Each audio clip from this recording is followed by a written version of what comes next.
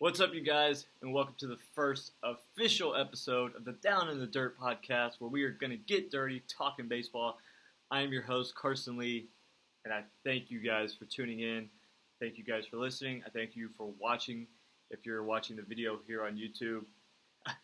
And I'm just excited to finally get going. This is something I've talked about for a long time, something I've wanted to do for a while, to start a podcast, and now I'm finally doing it. In saying that, though, I ask that you stick with me and grind it out with me because there's going to be some growing pains. I'm new to this. I've never done this before. And so, there's going to be a learning curve throughout this process. So I just ask that you grind it out with me and have some patience. But it's going to be a lot of fun, and I'm looking forward to it. This is going to give me an outlet to talk, be able to talk some baseball. But also, my main goal in doing this podcast is I want to give some information, give some direction, and allow people that are listening to have a clearer path to their career and where they want it to go. I want to share my own stories, my own opinions, but I also want to bring guys on this podcast and allow them to share their stories and just show that it's not as glorious as it may seem, and there's adversity and failure that you have to go through in this game to allow you to have the success that you ultimately want to have. And so that's the goal out of this podcast is to really give you some motivation and inspiration to see that, no matter where you're at in your career, you can get to where you want to go as long as you put in the work. And so, I just want as many people as possible to have the same opportunities that I've had in this game and be able to do some of the things I've been able to do.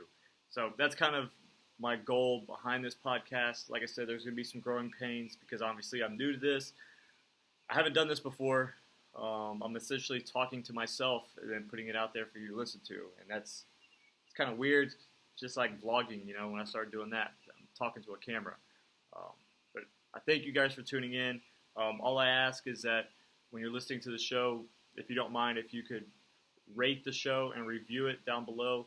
Let me know how I'm doing. If there's anything specific you want me to talk about, drop that in the comments below also.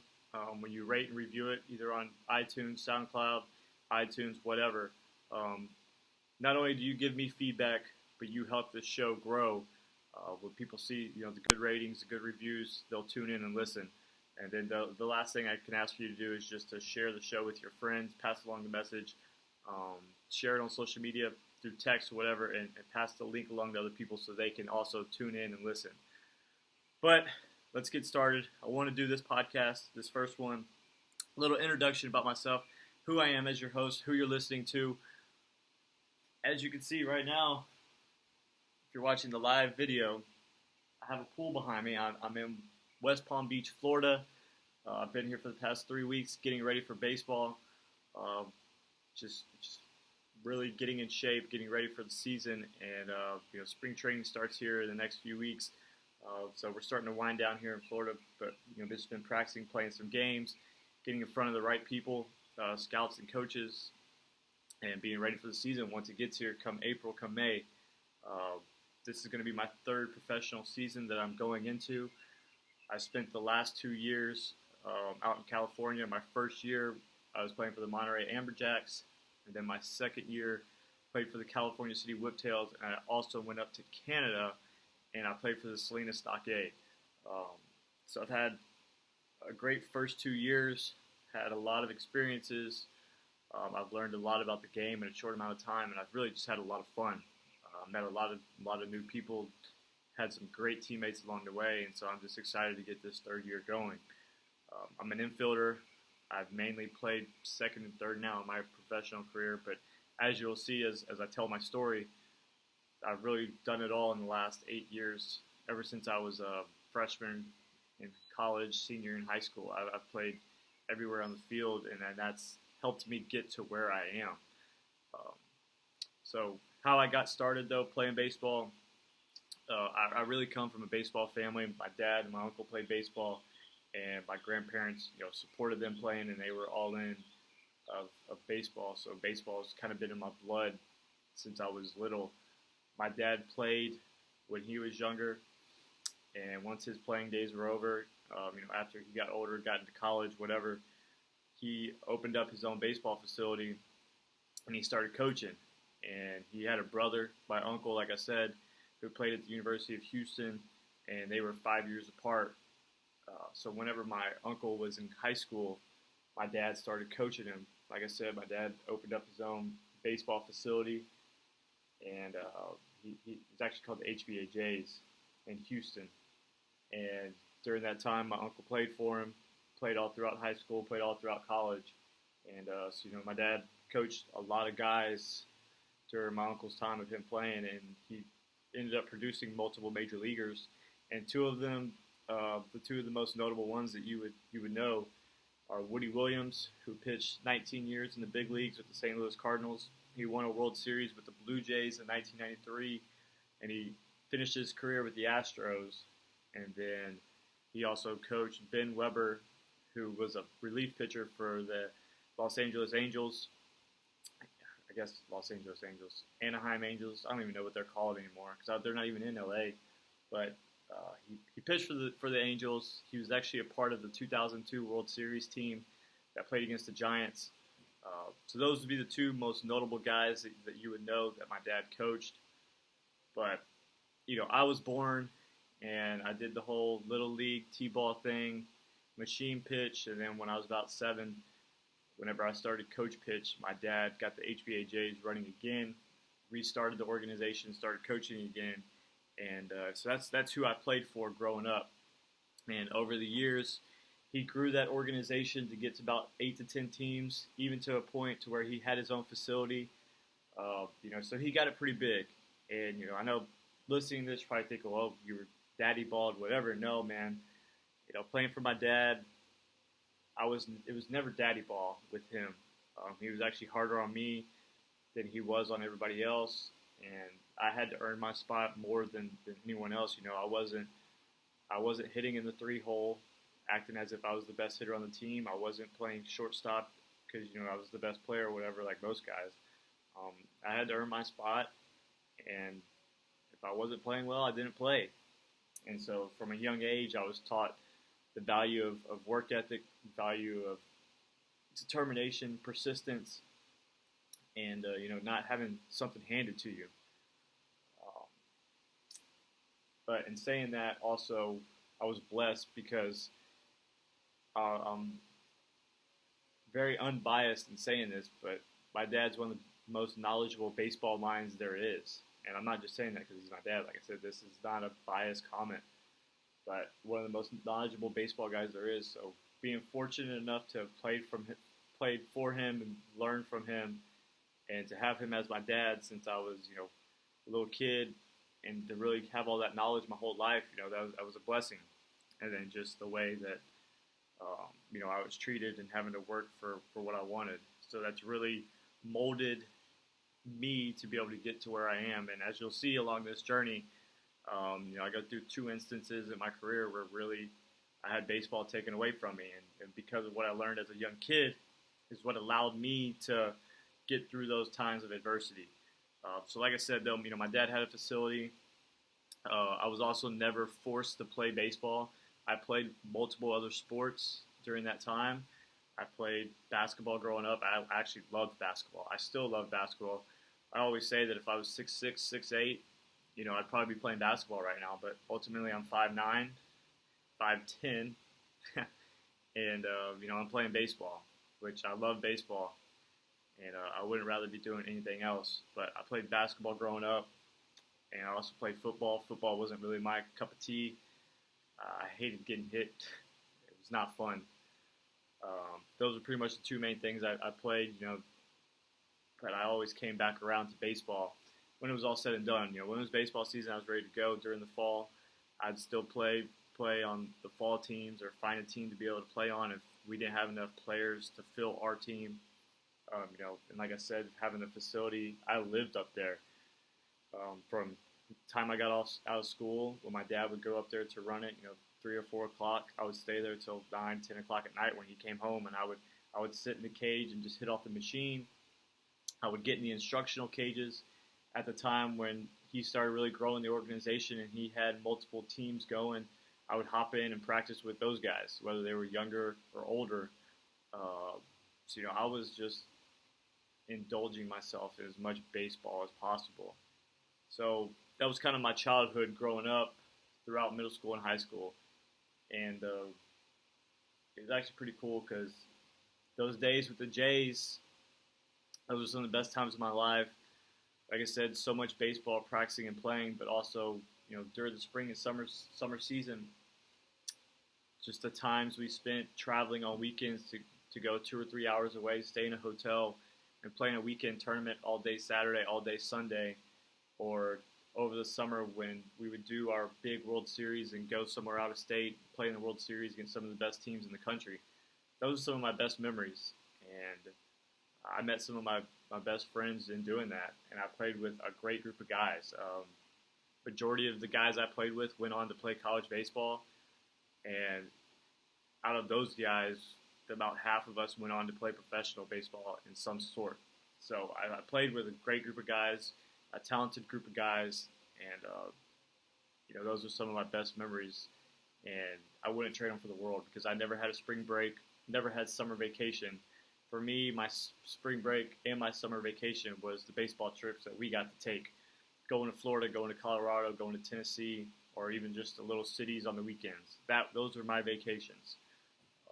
One of the best times we had, we were 12 years old, and we went and played up in Bikini, Texas, right outside of Dallas.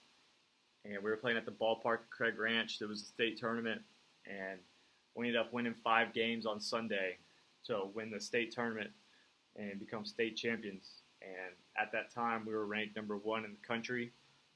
So we were thought very highly of. They did a whole magazine on our team with interviews with all the players and just kind of just in-depth look at the facility and the organization, how it was ran. And then, unfortunately, that summer we went and played in the World Series in Tennessee, and we absolutely stunk, man. We sucked. We got out there, and we played the pool play games. We went 1-1, and then once the seeding started, the double elimination play started, we ended up losing our 2 games, and we went home.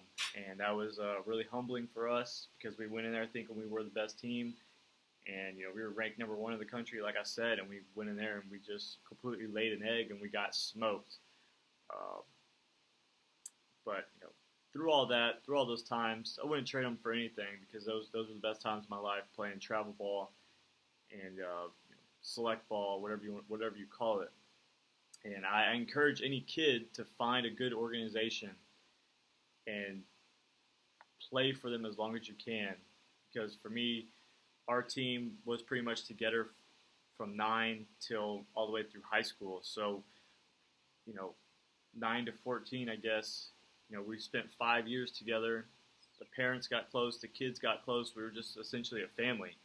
And we're still close to this day. So finding something like that, man, that's pretty special if you can find an organization that's family like that, and not being the guy that's flipping in and out of teams every year. The organizations like that are established and that give you the best baseball information that you can get and allow you to develop your skills, that's the place to play for. But let's fast forward now to high school. I ended up going to Cypress Ranch High School in Cypress, Texas. At the time, it was a new school, just opened. My freshman class was actually going to be the first 4-year class to go through the school and graduate. And so at the time, we could only have freshman and junior varsity teams. We could not have a varsity team yet because our school population was not big enough. So, my freshman year, I did the summer baseball thing where our high school creates a summer team that's not run by our head coach, but he watches it. And played in that, called Gold Glove in Houston. And then once baseball season started, we had the tryouts, end up making the baseball team. So season starts, and I'm playing second base. First day of practice, our coach tells me to go to third base, and I'm like, man, screw this, I'm not a third baseman, come on. I played second base my whole life. So, end up going to third base. A few weeks pass, and I ended up getting the hang of it, start becoming open to playing third base. I also see that this is my only chance that I'm going to play and get on the field. We start our tournaments, though, and I start out hot, man. I'm hitting the crap out of the ball. I think we had two or three tournaments that we were playing in. And so once district play came around for our junior varsity team, which our head coach was treating junior varsity as his varsity for that year, because since we didn't have varsity sports, he was grooming those sophomores and the junior varsity team to be ready for varsity that next year. I was fortunate enough that I did so well in the tournaments that once the JV started, he called me up to junior varsity, and I remember it specifically because our first night at junior varsity, we were playing at Cy-Fair High School, and my best friend now was pitching. We weren't best friends then at the time.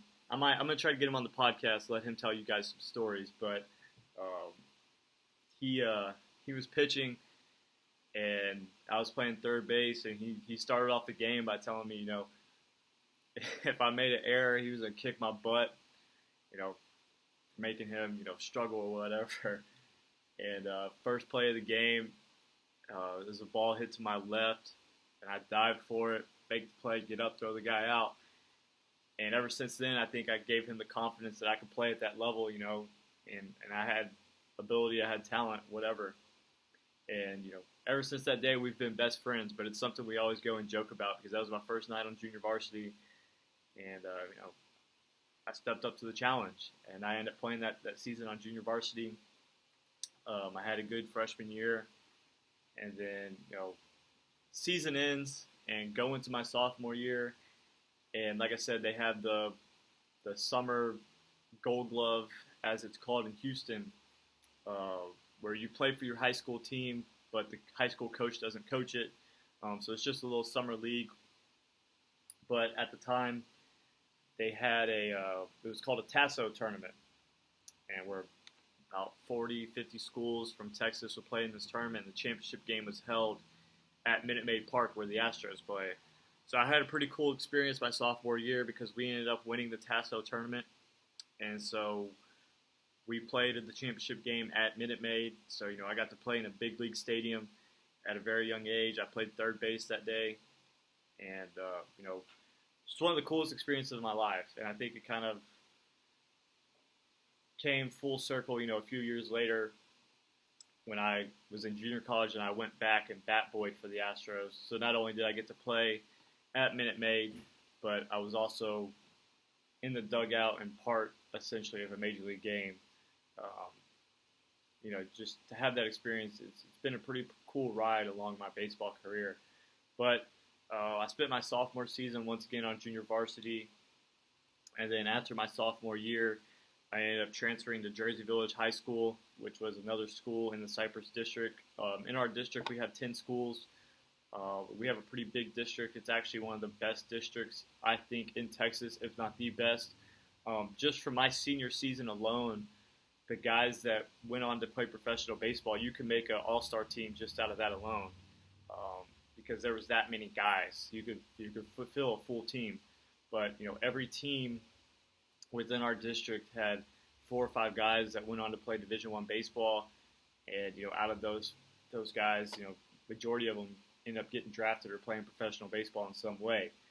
So this was Houston 5A baseball. I don't remember what our district number was or whatever, but it's the Cy-Fair district. And so I ended up transferring to Jersey Village, and I played my junior and senior season there on varsity. Played third base, and my junior season, we actually were picked to be one of the playoff teams. We were picked to be 4th preseason going into the season to be a playoff team, and we started off the season slow. We really didn't get going very well, and we kind of struggled once district play started, and then one day it just kind of all started clicking. We started pitching well, we started hitting well, and we had some momentum going. And we ended up running off 9 straight wins.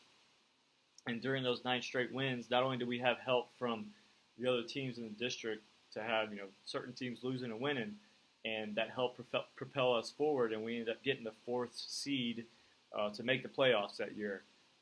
So it was a lot of fun just going on that hot streak and having the chemistry, which allowed us to get into the playoffs. And then our first round, we played Aldine ISD, which is just another school district in Houston. We ended up winning that series 2-0. Best out of three, won 2 of the 3.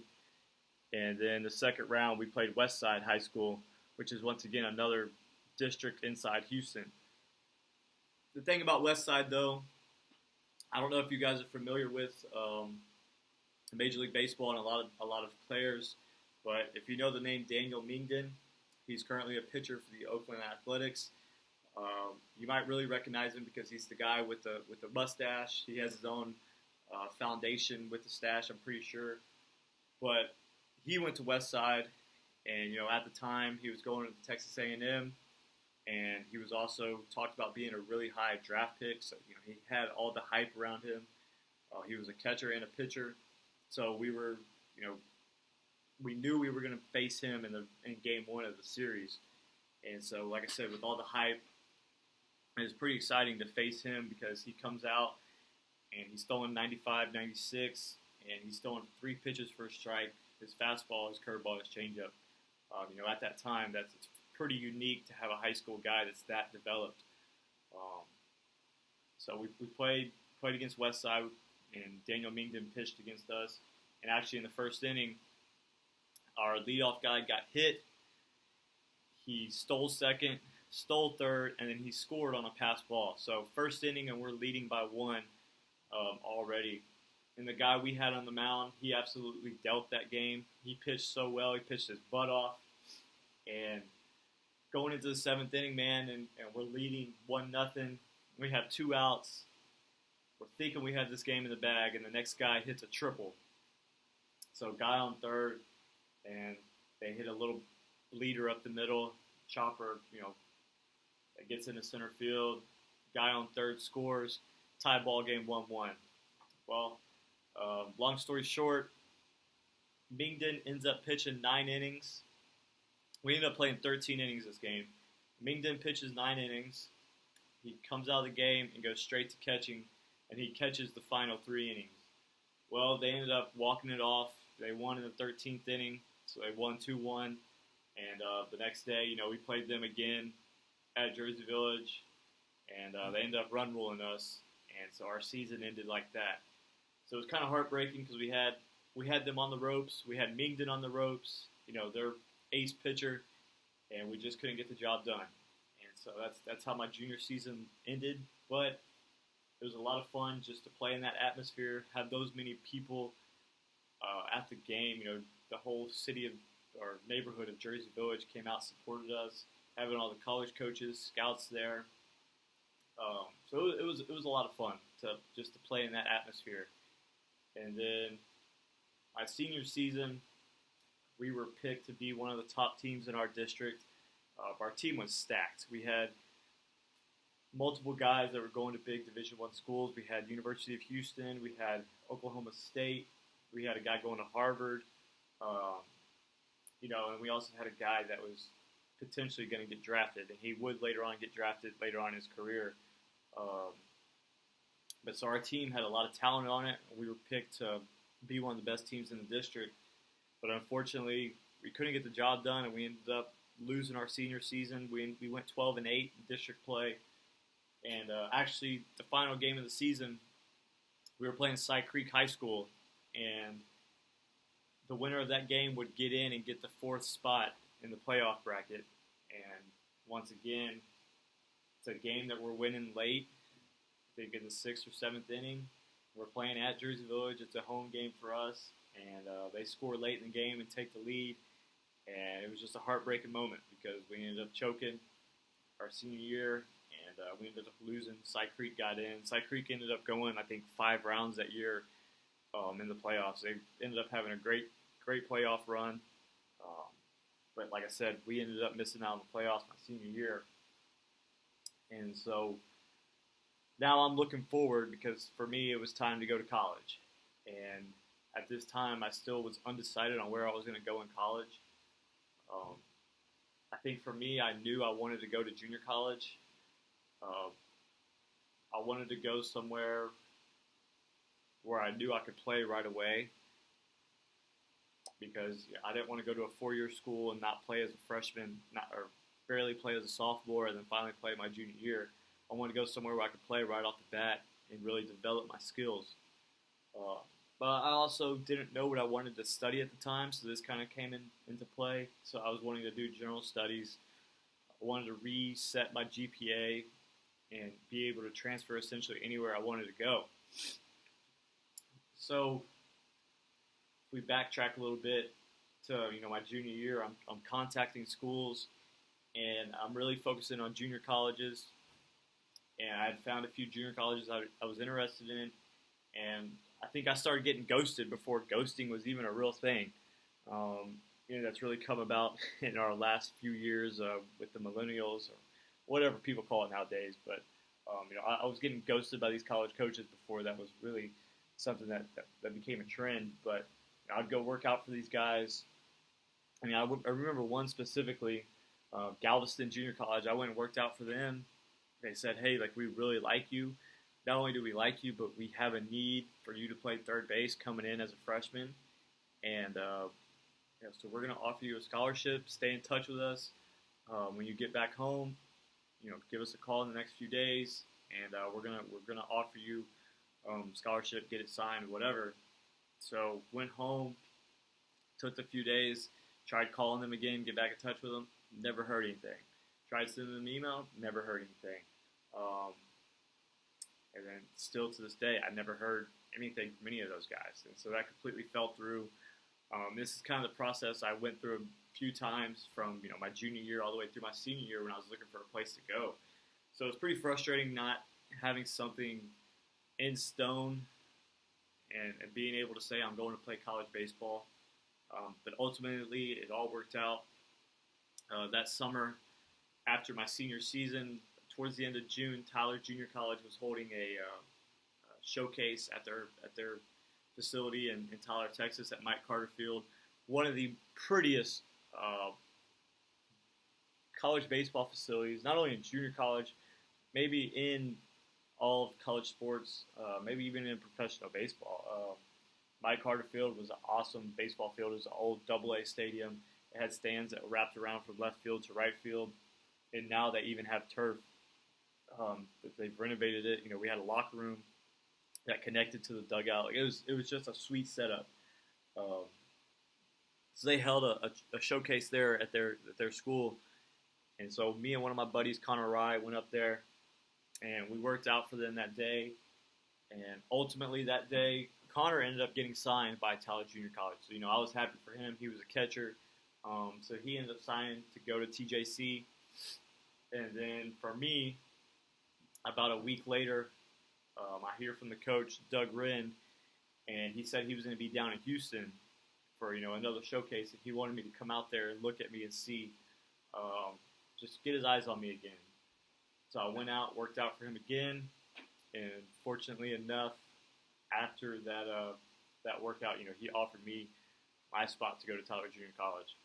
So I was just pretty cool because I was going to TJC with one of my best friends growing up, Connor Rye.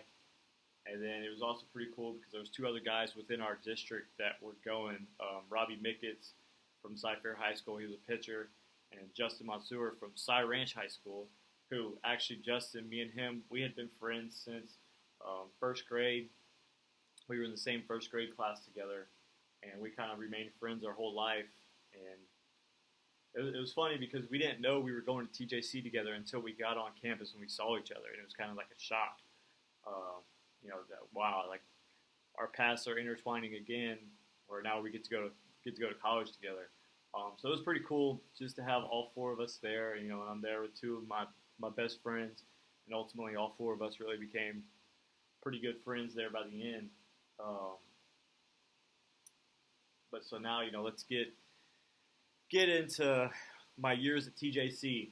So I reported on the campus, and I don't know if you guys know how junior college works, but unlike going to a 4-year school, there's no NCAA regulations in junior college, so you can practice and play as much as you want. And so, like, you really probably hear horror stories from most guys that go to junior college about just how their coach, really just works them to death. They probably practice all day, they run their butts off, and really probably don't do anything other than baseball. Well, one of the things I loved about Coach Wren is he was all about quality over quantity. He wanted to get in, get our work done, and leave. So for us, practice was 2:30 to 5:30. It was really nice because you would walk straight into the locker room and he would have a practice plan printed out up on the bulletin board. What you were wearing that day, pants color, t-shirt color, sock color, which hat, and then time stamped out, from 2:30 to 3 o'clock, we're doing this. 3 o'clock to 3:30, we're doing this. So forth, so on and so forth. So it was pretty cool because, it was nice having that organization where you knew what you were doing at what time, and it was about getting your work in and getting out. But then also, being in junior college, you play a full fall league schedule. So I think we would play like 26, 30 games. And also being in Tyler, Texas, there's 2 other schools there, University of Texas at Tyler and Texas College. So having them just right in our backyard, we'd play multiple games against them just to get pickup games and then on top of inter-squads. So the fall season for us was pretty busy. We'd also have Tuesday and Thursday morning weights, 5 o'clock weights, spend 30 minutes in the weight room, and then 30 minutes doing sprints on the football field. So this would go on from the second we got on campus in August to the end of October. And one of the things that TJC did that I loved was they had a black and gold World Series. Black and gold were our colors. We were the Tyler Junior College Apaches. And so they'd have a black and gold World Series, and the pitchers would get together. They would split up on the 2 teams, and the older guys that had been there, they would kind of be the head per se of the team, and they would evaluate all of us, from watching us play during the fall and kind of like our work ethic and whatnot. And they would hold a draft, and they would draft us onto the 2 teams, and it was pretty much, they did it as a big, made it a big deal. They did a whole presentation out of it. They got dressed really nice, went out to a nice dinner. The coaches showed up. So they had a lot of fun with it. So we'd get drafted on these 2 teams, and we'd spend the last week of October practicing solely with the team we were drafted on. And we'd build a little rivalry, with the black team or the gold team, whichever team you're on. And, we had a little bit of team chemistry too. Like, I was on gold team both years, team gold over here. My freshman and sophomore year I was on gold. But for gold team, we all dyed our hair blonde. So, I had blonde hair, blonde beard, and the black team would do something for their own team chemistry. Like I said, we would practice for that whole week. And then Friday night, we would start a best out of 5 game series. And like I said, the atmosphere at Mike Carter, just the history that this place had, it was pretty cool because this is the first time now that we're playing under the lights at Mike Carter Field. During the fall, we're playing during the day. So now Friday night, we're playing under the lights for the first time, and it's a game that essentially has meaning behind it because you want the bragging rights of winning the Black and Gold World Series. And it was cool because the whole town would come out to watch the game. So the games would be packed. So we played the Black and Gold World Series, whatever, the 5 games. And then one of the things I really loved about TJC and the way Coach Wren runs his program is from November to when we would leave for Christmas break, man, it was essentially just all being in the weight room. He would get us off the baseball field. We wouldn't touch a ball, wouldn't touch a bat, and we would just live in the weight room 5 days a week. He would rent out the football weight room, and we just work out every day as a team. And, kind of start winding down with finals coming up, he'd really have us wind down and, just focus on lifting weights, getting healthy, getting ready for the season. So we go to leave for Christmas break, and this is the first time I really had any adversity in my career. At TJC, I was playing second base during the fall, and this was one of the defining moments I think I had to go through because there were 2 paths I could have took. during this time. I could have either taken the path of self-pity, whining, quit, depression, feeling sorry for myself, negativity, laziness, whatever you want to call it. Or I could have taken the other path of having a fuel lit under my ass, a fire lit under my ass. Hard work, determination, and just a little extra push and motivation. So, go in for my Christmas break meeting with Coach Wren to see, what he's thinking going on for the season. And so I go in for my meeting with Coach Wren, and unfortunately, he tells me that what he sees happening for this year is that I'm going to end up being redshirted, and I'm not going to be on the team. And for me, this was really hard to hear because this is the first time that I had baseball taken away from me, and I thought very high of myself. So I didn't think that redshirting was going to be what was in the cards for me that year. But I left the coach's office that day, and we had a little league facility or park close to campus, right around the corner, and it had 4 cages in it, and had about 5 fields up there. And I always carry a bucket of baseballs with me, so I had a bucket of baseballs in my truck. I immediately left coach's office, and I called my dad, drove up to this Little League complex, and I was bawling my eyes out, man, because this is the first time I've had baseball taken away from me. I was really freaking out about this whole red shirt thing. So I talked with him, about it for about 30 minutes, and then we got off the phone, and I kind of just sat in my truck. And this was when, I'm talking about I could have taken those 2 paths, either, self-pity, feeling sorry for myself, and really just giving up, or having something lit under my ass and having a little bit of motivation and saying, hey, man, like, screw that. I'm gonna have a little bit of work ethic, and I'm gonna be better. And so, during that time, I was kind of sitting there thinking, and I made the choice that, screw that, I'm taking the path to the right, the path that leads up. I'm not going to give up. I'm going to start working that much harder now. I was a hard worker, but pushed me over the edge that, hey, screw you. You tell me I'm not good enough? Let's go get it now. So, I spent the next few hours up there hitting in the cage, throwing against the fits, running sprints, running around the complex, just doing every little thing that I could.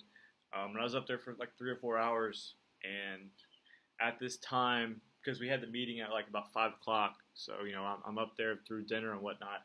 And so at this time, all the other guys went to the cafeteria to go eat dinner. And so I showed up at the dorms that we were living in, and, they had already left, so they were gone. And, when they got back, they see me there. Well, because they didn't see me before they left, they were all freaking out because, they didn't know how I was taking the news, or, they kind of thought that I packed my stuff up and went home. So it was nice that, when I was back at the dorm and they got back from eating, they really kind of comforted me, especially, the guys I said that were from Cy-Fair.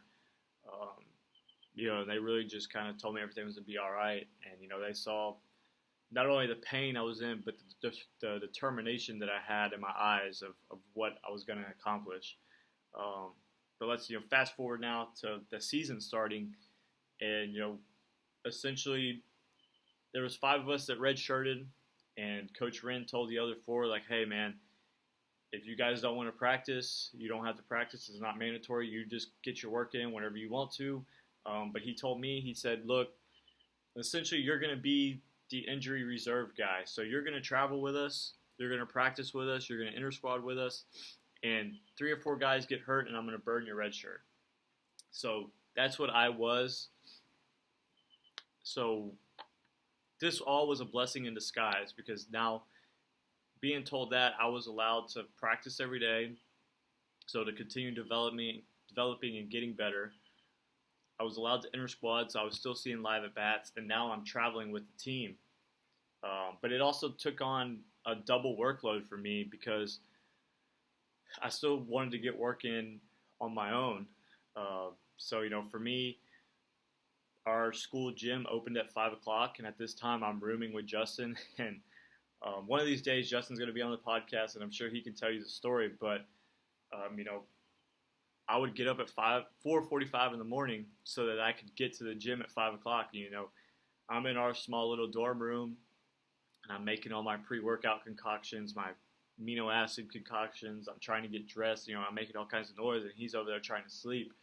I'd get up, go to the gym, get there at 5 o'clock, work out from 5 to 7:30, get back to the dorm room, shower, go to class, go to my classes all day, get to practice early, get my early defense in, stay for practice, do whatever we had on the schedule, and then I'd hit, and then I'd leave again and go back to class and get home from class and do it all over again the next day. So that was my spring routine that I was in. So not only was I getting my work in on the side, man, but I was doing everything with the team, practicing and traveling. And like I said, that was a blessing in disguise because it gave my body an extra year of maturity. And then also now that I'm traveling with the team, I'm watching so much baseball, but because I'm not playing, I'm focusing on the game. So I'm learning pitch sequences of how pitchers are attacking hitters. I'm watching pitchers, how they're holding guys on, if they're going with counts, slide step, picking up their leg up high, how defenses are positioning themselves in certain situations. I'm talking with hitters and pitchers in the dugout. So for me, really, this was such a key time in my development in my career because I developed the mental side of the game, and I learned so much about baseball.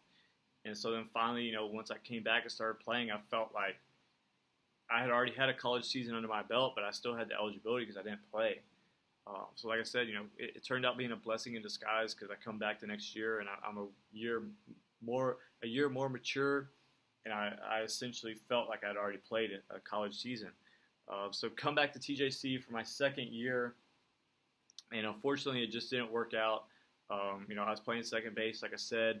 The guy in front of me was an all-star his freshman year, and he was also a Gold Glove. So it just didn't work out where I was really going to have any opportunity to play. So, Coach Wren said, well, hey, I'll find a place for you to go and make sure you get your innings in. So I ended up transferring to Northlake Junior College, which is in Dallas. It's in the Dallas Metro Conference. Told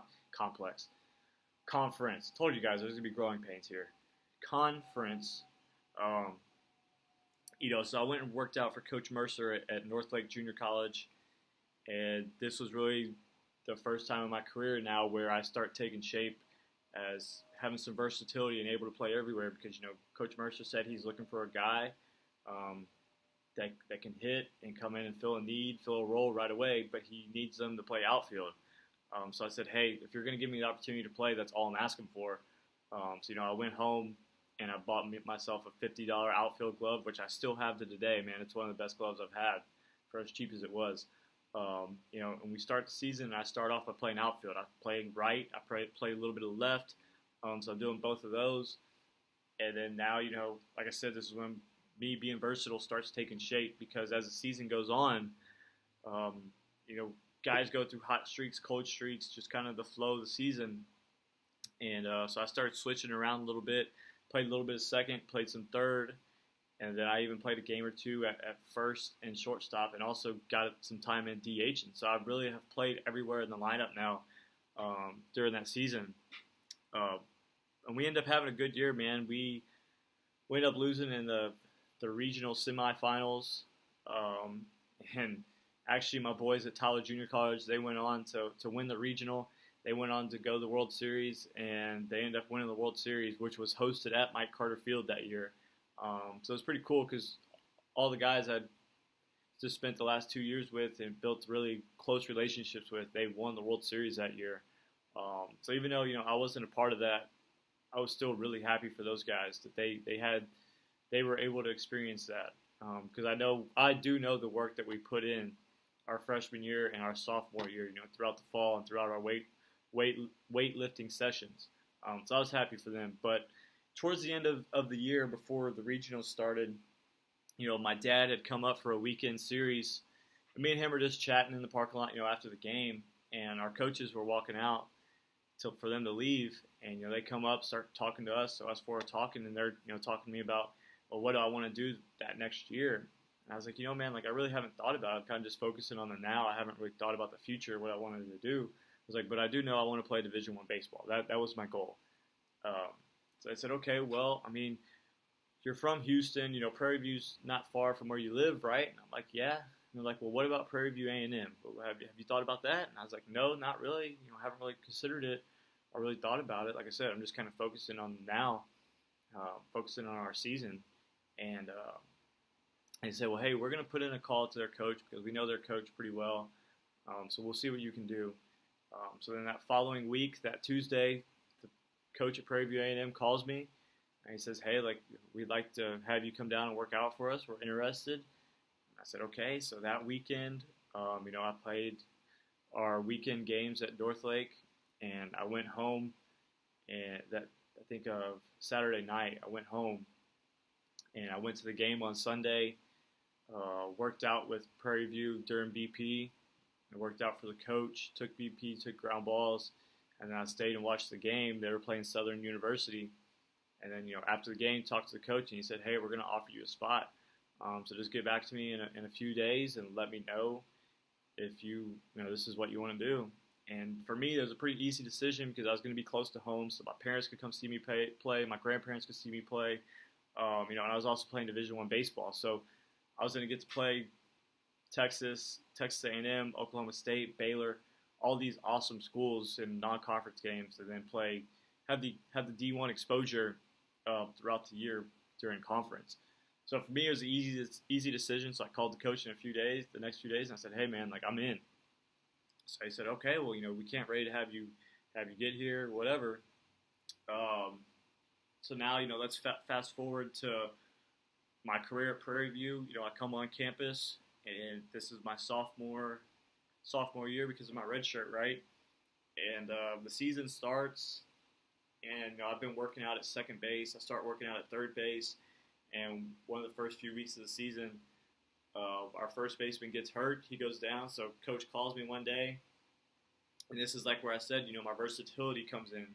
So I'm encouraging you guys to play as many positions as possible. He calls me and says, hey, can you come out to practice a little bit early today? I want to see you at first base. Okay. One of the guys gives me a first baseman glove, go out there, take some ground balls at first base, and he tells me, he says, hey, we need someone to step in and fill this role, so I feel confident that you can do it. So you're starting at first base this weekend. Well, that weekend was opening weekend of our conference play. We were playing at Southern University, and I played first. I did pretty well, and I ended up sticking there for the rest of the season, and I was our starting first baseman.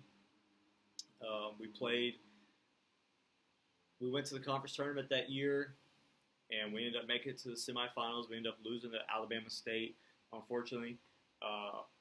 But this was, one of the coolest years of my life as far as the college experience goes, because at the very beginning of the year, we played Texas A&M, and this was the year that they went on the 27-0 win streak, and we were actually win number 19. So we played them on a Wednesday night at Bluebell Park.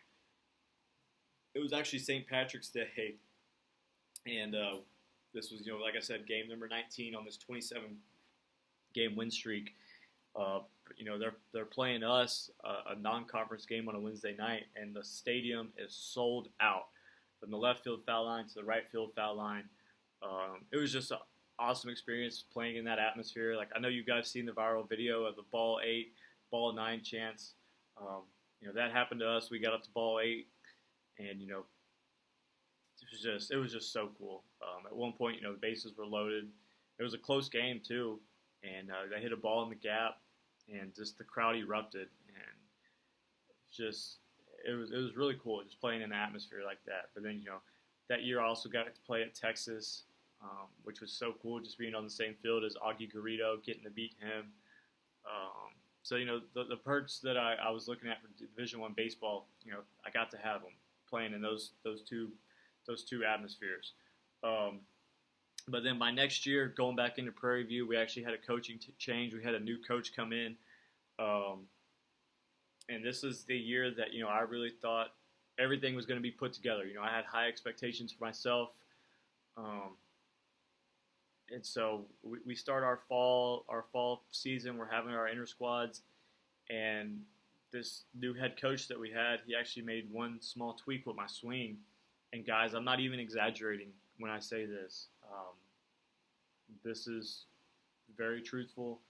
But we kept stats during our fall inter squads. We played, I think, like 25 games. But throughout that fall inter squad, I ended up hitting 500. Uh, he made this one small tweak, and I was just dialed in, and I was hot. I really earned some respect for myself at the plate, and showed what kind of hitter I truly was. And I earned enough respect that going into the season, I was being looked at as our 3 or our 4-hole hitter. Going back to, I said that I had high expectations for myself. We had one of our pitchers that he was getting a lot of looks from pro scouts. So at all of our inter squads, we had tons of scouts at our inter squads looking at him. And once the season started, I was actually fortunate enough to be placed on the preseason draft report for our conference. So there was, possibility that they were talking about me being drafted. So like I said, this was really my, I had high expectations. I really thought everything for me was going to come full circle this year. So we start the season, and we're down in New Orleans at the Urban Invitational. And I started just as hot as I finished the fall. I had a home run, had 4 RBIs, and a run scored. I think that's right. I know I had a home run and 1 run scored. Maybe might have been 3 RBIs. You get the point. I started off really hot. That next Tuesday night, we ended up playing at A&M, and I went 2 for 4 against them. I had a double off the center field wall. I wish I still had that video because I would post it on Instagram for you guys to see. But I had a double off the center field wall. I thought it was gone off the bat. I got all of that one, and then from the first 4 games, I was fortunate enough that I was honored with Conference Player of the Week for the first week of the season. And then the second time in my career, I suffered a little bit of adversity, and we went down to University of Texas at Rio Grande Valley, and it's a Friday night game. I was playing right field. It's the second inning. The wind's howling in, and they hit a pop fly to me. I'm kind of taking a few steps in. Second baseman's full speed, running out, and me and him collide, man, and his cleat gets stuck in mine. We go knee to knee, and completely just levels me, and I go down. The trainer, our coaches, they come running out. They're obviously freaking out because they're worried that either I broke my kneecap or I broke one of the bones of my leg. I don't know that big bone in your thigh. Can't think of what it is, but they thought I broke one of those. I was in a lot of pain. I was wearing my pants up, so they cut my pants leg off above my knee just to get them off, so they could see what the swelling was, what was going on. And my knee swelled up like it had a softball in it. My knee was huge immediately.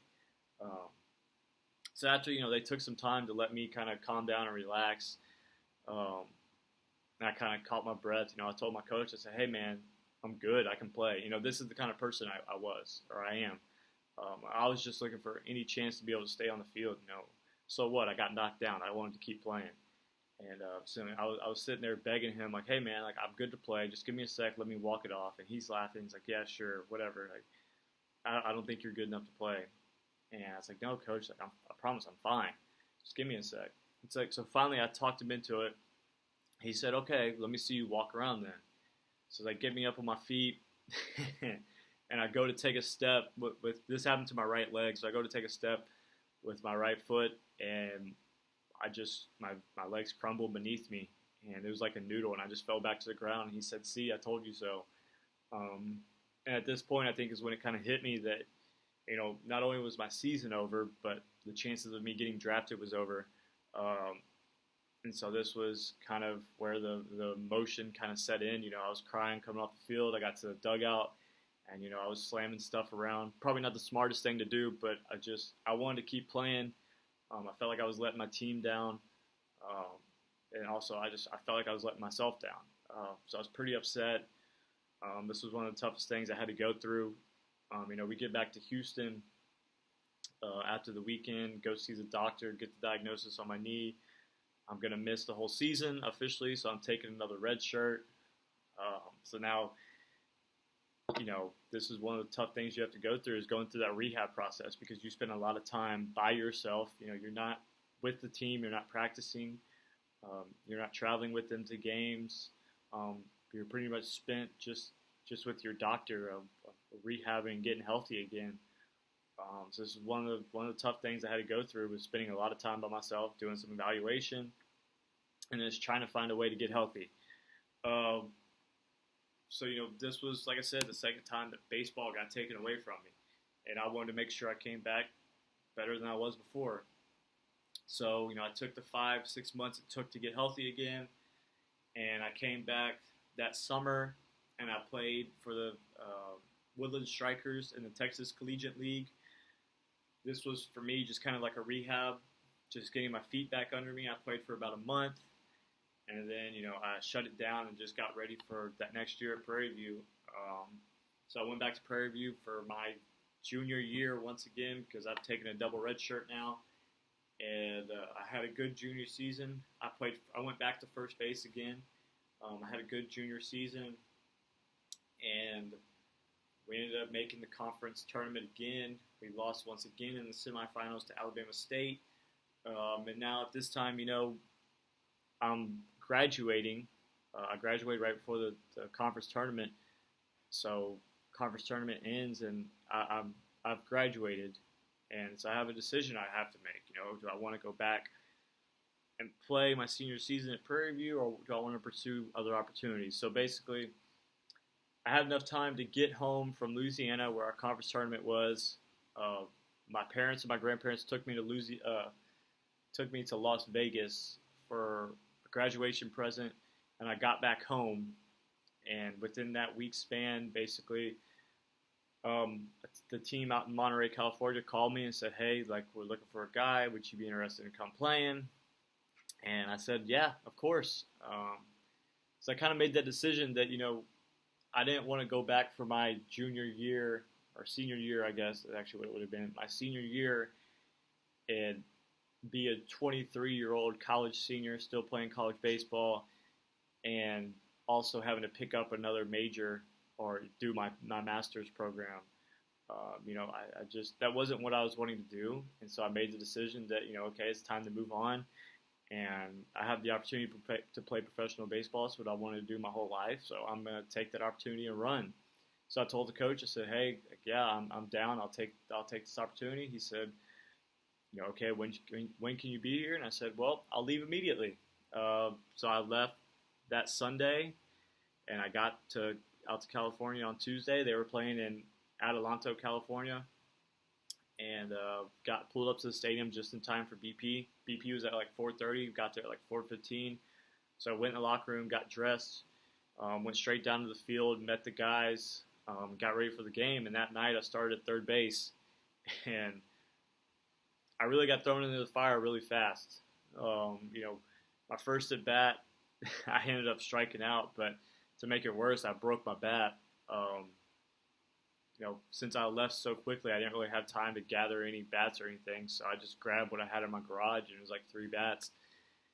And so, I had my first at bat, I'm 1-2, I foul a ball off, and my bat breaks. I'm like, damn, man, I just got out here, and I'm already breaking bats. But, so like I said, I ended up striking out for my first career at bat. And I go out to the field, I'm playing third base, and, the ball will always find you. The old baseball saying, the ball will find you. I'm playing third base. The very first ball of the game is a pop fly that's hit to me.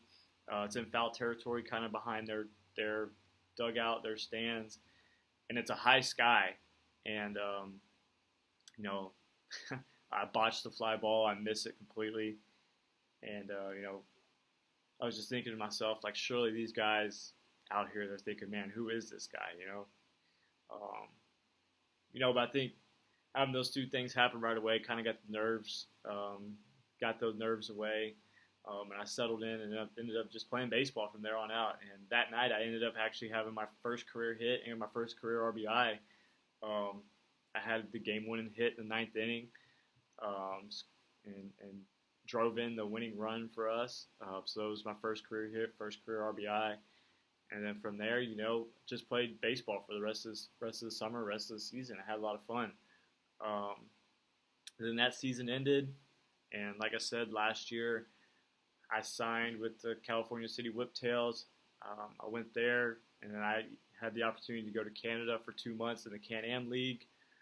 And then now, I'm here getting ready for my third professional season in Florida. And that's kind of where we're at. So that's my story, to kind of give you guys, full circle of a little bit about me, a little about what's going on, and now I'm excited to start this podcast, man. So I appreciate you guys for tuning in. Like I said, I'm really wanting this to be an informative podcast to really give you some direction about your career, and also give you some motivation. And just let you see that it's okay to fail in this game, and that failing is essentially going to give you more success. You need to fail as much as possible to have success. And that it's okay, and that the guys that I bring on this podcast, you're going to see that all the failures they've gone through in their career. But it's about the journey, and it's not about the end destination. It's about the journey that you go on playing this game and enjoying all the things you're going to experience it, and the ups and downs, and the guys you're going to be with, the camaraderie in the locker room, camaraderie on the field. But at the same time, I want to make this podcast fun. There's going to be times I'm going to talk about MLB news, and stuff that's going on. Just kick back and talk. Like I said, I like to talk, so I'm going to connect and talk with you guys. I ask that, if you ever have anything that you want me to talk about specifically, you need information on, send me a message on Instagram, or like I said, leave me a review, comment it below, and mention it there so that I can make sure I cover everything that you guys want me to cover. But other than that, guys, I think that the final thing that I just got to add to it is, once again, I just ask that you can rate and review the show as much as possible, and that you can share it to your friends. Doing that is going to be the way that this show is going to be able to grow and be able to connect with as many people as possible, so we can help as many people as possible. And we could just make this game great again, all right? Make baseball great again. But if you're able to do that, rate and review, give me, some feedback how I'm doing. Like I said, there's going to be some growing pains here. But I'm excited to get going. So I appreciate you guys for listening. I thank you for getting down and dirty with me on the Down in the Dirt podcast. And I want to sign off by saying it's not about where you start, it's about where you end. So thank you guys for tuning in. Until next time.